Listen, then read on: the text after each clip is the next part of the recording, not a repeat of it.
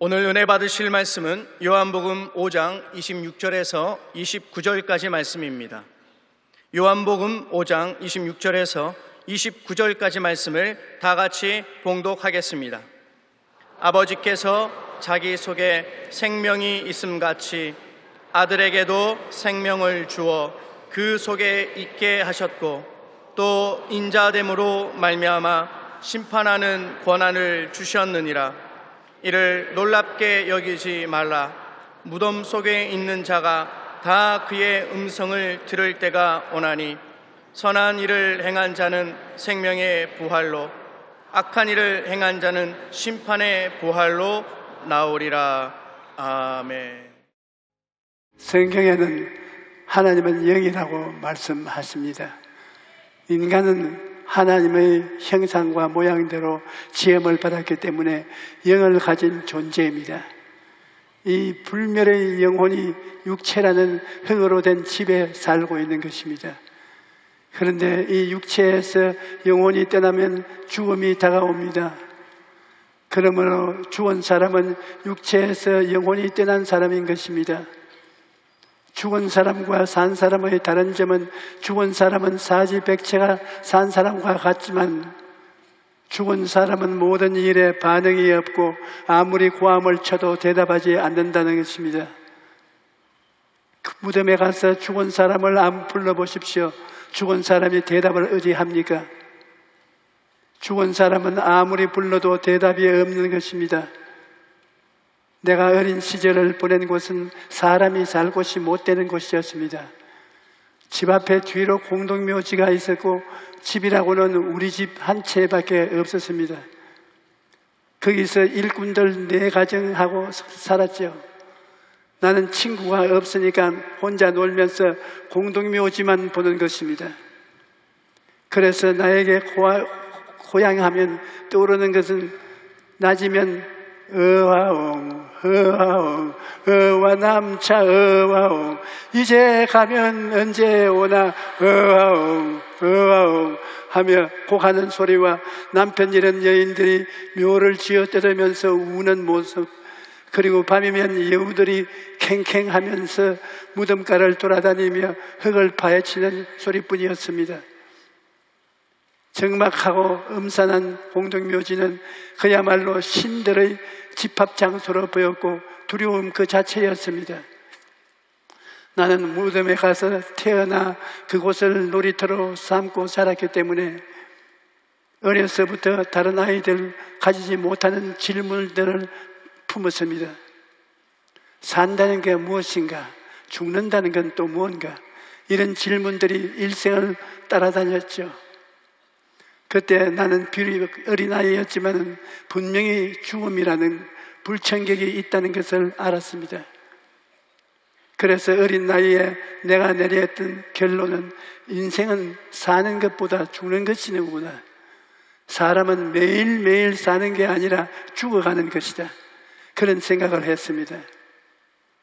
그리고 또 질문했던 것은, 죽으면 다 끝나는 것인가? 죽은 다음에는 아무것도 없는 것인가? 그런 생각을 했던 기억이 납니다. 그런데 나중에 성경을 보니까 사람은 영적인 존재로 지음을 받았기 때문에 죽는다고 끝이 나는 것이 아니라는 것을 알았습니다. 죽는다는 것은 말은 없어진다는 말과 다릅니다.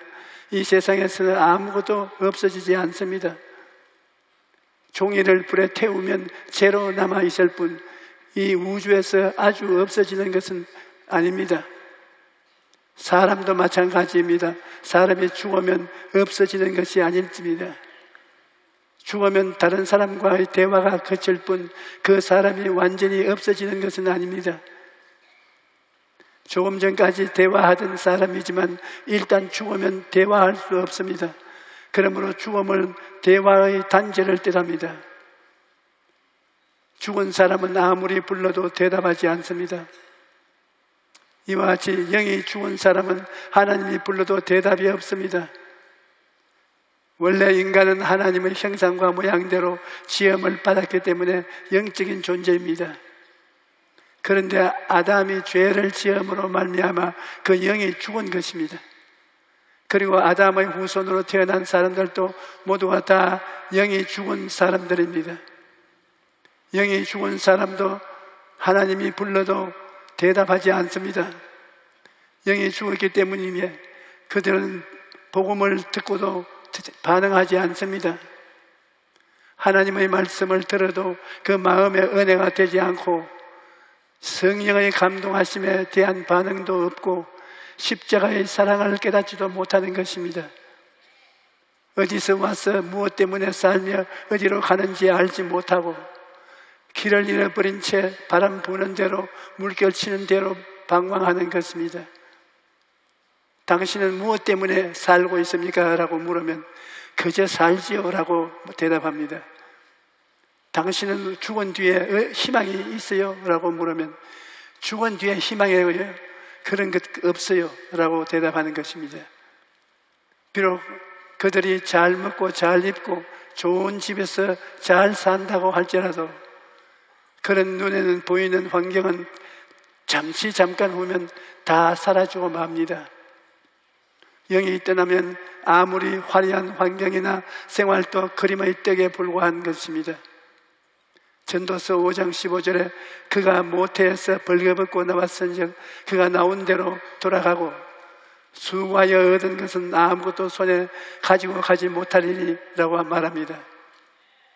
이 세상에서 아무리 많은 재산이 모아도 죽을 때는 하나도 가져갈 수 없습니다. 부귀, 명예, 권세 모든 것이 헛된 것입니다. 성경은 한번 죽는 것은 사람에게 정해진 것이요 그 후에는 심판이 있다고 말합니다. 그러므로 아담이 범죄한 후로 모든 인간은 하나님의 심판을 기다리고 있는 죄인인 것입니다. 그러나 하나님께서는 사람이 죽기를 원치 않으셨습니다. 그러므로 사람이 죽어서 하나님을 몰라봐도 영은 멸하지 않으시고 아담과 하와를 위해 가죽옷을 지어 입히셨던 것입니다. 하나님께서 에덴 동산에서 어린 양을 잡아 가죽을 벗겨 아담과 하와에게 옷을 만들어 입힌 것은 예수님의 죽으심과 속죄하심을 상징하는 것입니다. 장차 우리 죄를 씻기 위하여 하나님의 어린 양이신 예수님께서 피를 흘리시고 죽임당하실 것을 상징적으로 보여주신 것입니다. 히브리서 9장 12절에 그리스도께서는 염소와 송아지의 피로 하지 아니하고 오직 자기의 피로 영원한 속죄를 이루사 단번에 성소에 들어가셨느니라고 말씀합니다. 예수님께서는 십자가에 달려 죽으심으로 우리를 위한 영원한 속죄 제물이 되어 주셨습니다. 속죄제는 죄를 속하기 위해 드리는 제사입니다. 예수님께서 자신의 피로 하나님께 속죄제를 드리신 것입니다.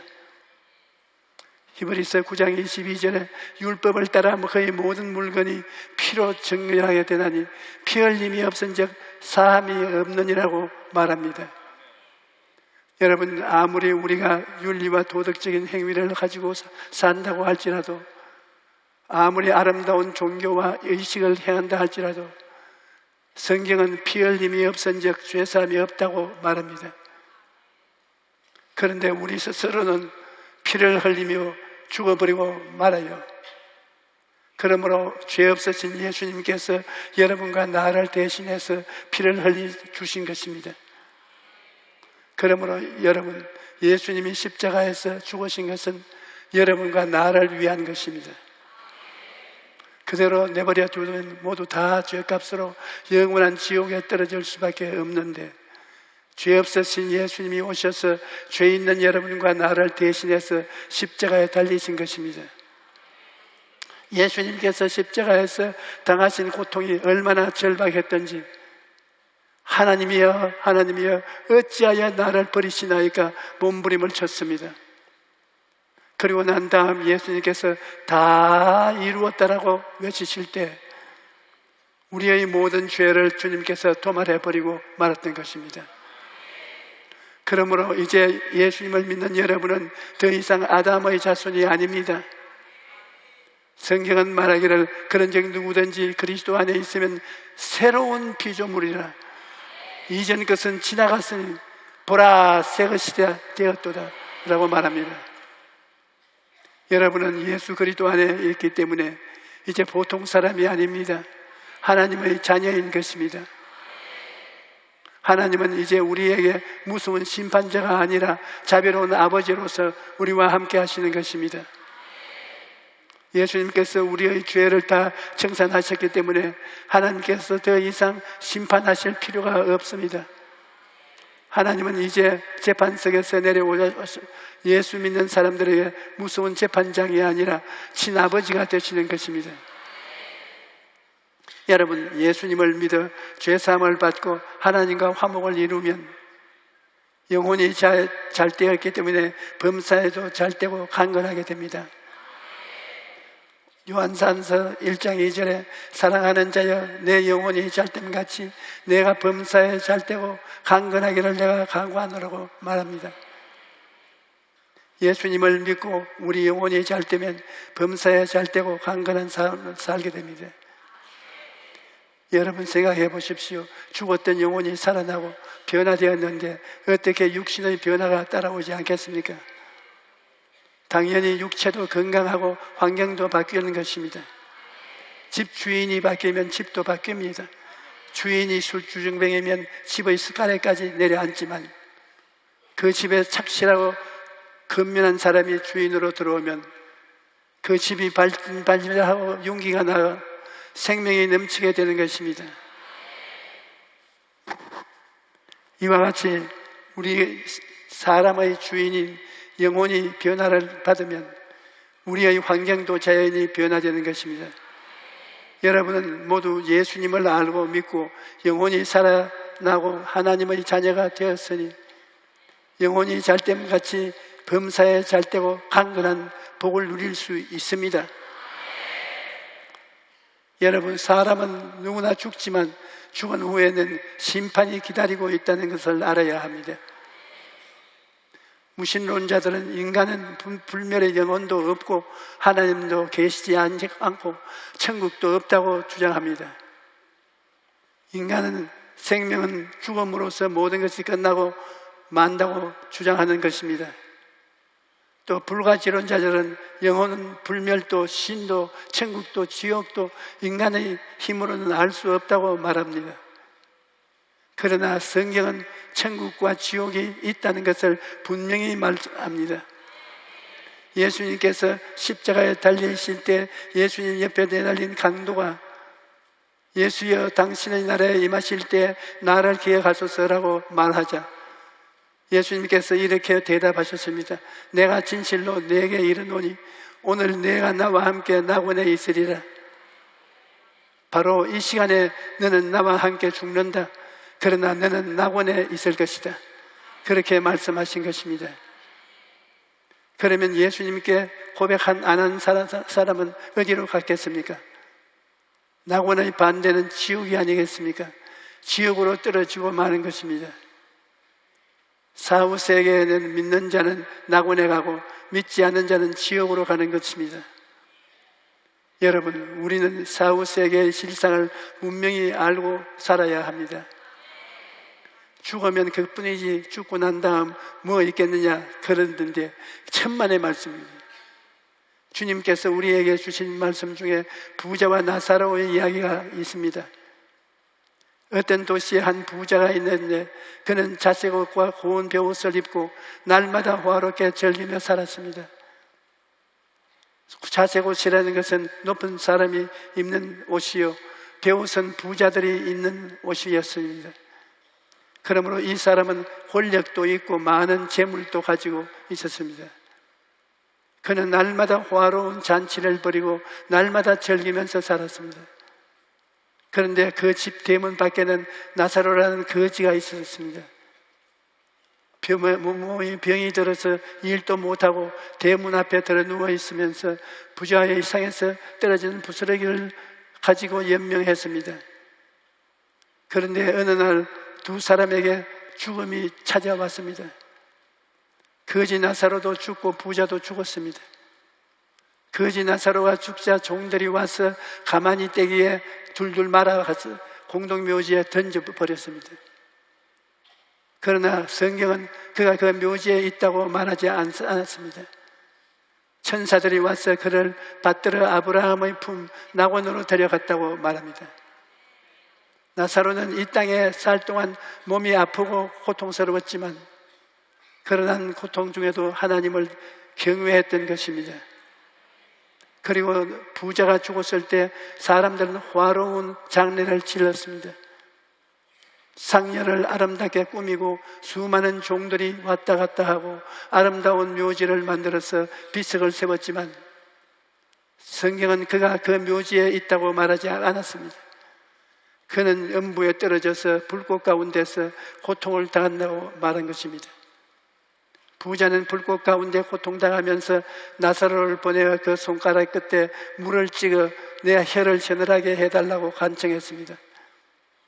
여러분, 얼마나 고통스럽기에 냉수 한 방울을 원합니까? 한 바가지를 원하지 않고 한 방울을 원한 것입니다. 그만큼 음부는 괴롭다는 것입니다. 음부는 하나님이 계시지 않는 곳입니다. 생명의 빛이 사라진 곳이므로 얼마나 고통스러운지 모릅니다. 제일 고통스러운 것은 너무나 괴로운데도 죽을 수가 없다는 것입니다. 죽을 수 있으면 없어지니까 좋지만 영혼은 죽을 수 없는 존재입니다. 영혼이 죽을 수 있는 육체 속에 살고 있는데 이 영혼이 지옥에 떨어지면 지옥의 고통 가운데서 몸부림을 치지만 죽을 수가 없습니다. 그러므로 여러분, 절대 지옥은 가서는 안 됩니다. 불꽃 가운데서 소금 치듯 하는 고통을 당하는 곳이 지옥입니다. 그곳에는 생명 대신 사망이 있고 기쁨과 즐거움 대신 슬픔과 고통이 있으며 다정한 교제 대신 끝없는 고통이 있는 곳, 모든 부정적인 세력이 꽉 들어차 있고 하나님은 계시지 않는 곳이 바로 지옥입니다. 그러나 예수님을 믿는 사람에게는 천국이 예비되어 있는 것은 요한복음 3장 17절로 18절에 하나님이 그 아들을 세상에 보내신 것은 세상을 심판하려 하심이 아니요 그로 말미암아 세상의 구원을 받게 하려 하심이니 그를 믿는 자는 심판을 받지 아니하는 것이요 믿지 아니하는 자는 하나님의 독생자를 믿지 아니하므로 벌써 심판을 받은 것이니라. 그러므로 예수님을 믿는 사람은 심판을 받지 않습니다. 우리가 천당 올라가면 앞서거니 뒤서거니 가서 한자리에 만나게 될 것입니다. 아이고, 장로님 오셨네요. 아이고, 권사님 왔구나. 다행으로. 아이고, 구역장님은 오셨네요. 아이고, 그 사람은 왜 못 왔네요. 교회 왔다 갔다 하더니만 그만 못 왔구나. 엉터리로 못 가고 진짜는 다 올라가는 것입니다. 거기에서 부모, 형제, 자매들을 다 만나는 것입니다. 그러므로 가족을 구원하라고 하는 이유는 천국에 올라가고 난 다음에 내 부모가 못 올라왔으면 얼마나 고통스럽겠습니까? 내 형제가, 자매가 못 올라오고 음부에서 떨어진 것은 생각하면 마음이 얼마나 고통스럽겠습니까? 그러므로 이 땅에 살 동안에 열심히 부모, 형제, 자매, 친척들을 주께로 인도해야 하는 것입니다. 여러분, 인생은 하나님께로 와서 이 땅에 살다가 하나님께로 돌아가는 것입니다. 이 땅의 부귀, 영화, 공명이 무슨 소용이 있습니까? 내가 과거의 시간을 돌아보면 부귀도 공명도 영화도 명예도 다 바람결에 지나가는 것밖에 없고 오직 남은 것 하나, 예수님만 남는 것입니다. 여러분, 예수님이 없으면 인생은 껍데기입니다. 텅 빈 껍데기로서의 인생은 방황하면서 살다가 불안과 공포 중에서 죽음으로 떨어지고 마는 것입니다. 그러나 이제 모든 것은 다 떠나갔지만 예수 그리스도께서 날 위해서 십자가에 죽고 날 위해서 죽었다가 부활하시고 날 위해서 천국을 예비해 놓았으니 예수님 한 분이 마음속에 날이 갈수록 더 보배롭게 되고 더 아름답게 되고 감사하고 감격하게 되는 것입니다. 여러분, 예수 없는 인생은 살았다 하나 죽은 인생이요, 예수 있는 인생은 죽어도 사는 것입니다. 예수님께서는 나는 부활이요 생명이니 나를 믿는 자는 죽어도 살겠고 라고 말씀하셨습니다. 부활의 날에 우리는 새 몸을 얻습니다. 하나님께서 입혀주신 새 몸을 입습니다. 그때 새 하늘과 새 땅을, 새 예루살렘으로 들어가게 되는 것입니다. 그러나 하나님이 부르실 때 귀를 막고 하나님께 나오지 않으면 심판을 면할 도리가 없습니다. 사느냐 죽느냐, 구원이냐 심판이냐, 천국이냐 지옥이냐가 여러분의 선택에 달려있는 것입니다. 예수님께서 말씀하시기를 볼지어다 내가 문 밖에 서서 두드리노니 누구든지 내 음성을 듣고 문을 열면 내가 그에게로 들어가 그와 더불어 먹고 그는 나와 더불어 먹으리라고 말씀하십니다. 아직 예수님을 구주로 영접하지 않으신 분은 오늘 예수님을 믿고 영접하십시오.